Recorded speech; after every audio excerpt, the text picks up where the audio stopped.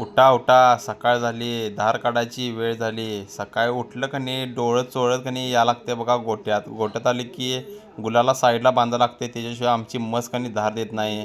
अवघड केले सगळं. मग तिथनं का नाही एक ग्लासभर दूध काढायचं आणि का नाही सकाळ सकाळी एक फ्रेश मारायचं. मग तिथूनच पुढची काय कामं असेल ती सुरुवात करायची. मग तिथनं आलो गाईची धार काढायला. गाईची तीन धार काढली. मग दुसरं काम म्हणजे मसरासनी पाणी पाजणे. सकाळ सकाळची कामं असतात. मग घागऱ्या धुवून घेतल्या, इकडच्या हातात एक आणि तिकडच्या हातात एक, आणि दोन घागऱ्या घेऊन आलो गोट्यात. पाणी पाजायला चालू केलो. पहिला गाईला पाजलो, मग म्हशीला पाजलो, मग गोल्याला आणि सुंदरला.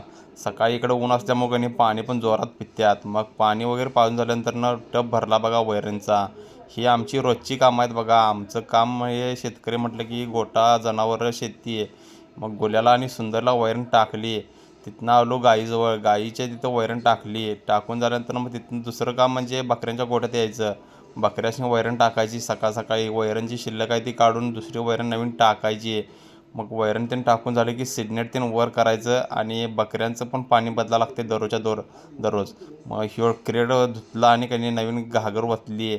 आणि हे झाल्यानंतर कणी एका बकऱ्याला कणी पातळ संडासला लागलेलं.